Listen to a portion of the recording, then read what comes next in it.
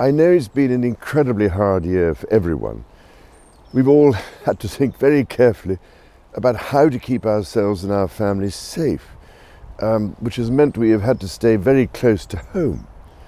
Now, I'm sure you feel as frustrated as I do about that, not being able to get outside as much as you'd like to, especially if you live near a park or some local countryside.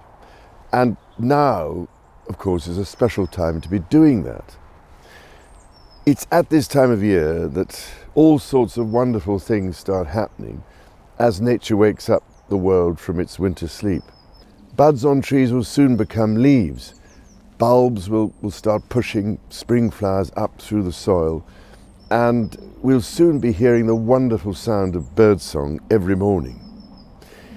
These things will happen near you, whether you live in a town or a city or in the countryside.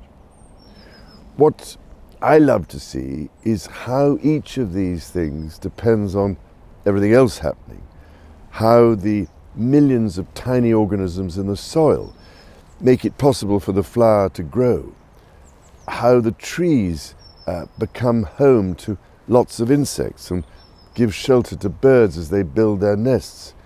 But you wouldn't believe it, the way everything works together goes even deeper. You can see this if you look really closely at the patterns of things. So here's a challenge for you. While you have a little time off from all your online learning, can you encourage your family to go out with you to take a really close look at the wonderful things nature is now doing and how the same patterns occur over and over again? Some of the charities I'm involved with have put together a series of challenges for you to give you a proper break this half-term week. Take a look at the range of activities and why not report back by posting your pictures of what you have discovered or of the things you have made. See, for instance, how many birds you can spot. Plant the seeds left from cooking vegetables and see how long it takes them to sprout.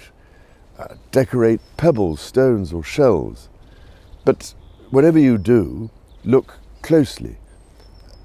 Notice the way nature organizes everything so precisely, using the sorts of shapes I'm sure you have drawn in school with a pair of compasses, circles, spirals, five-pointed stars and so on.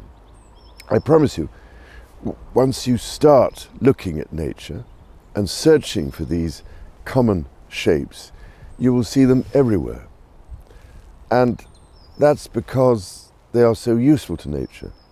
The more you look at every leaf or seed or feather, you see that they have so much in common. They all work in the same way to keep life going. And don't forget that we have those patterns in us too, which is why it's so important to spend this time looking at how nature works. It teaches us how we work too. It makes us realize that if we help nature thrive by making sure the soil is healthy, that there are trees, that there is birdsong, we thrive too.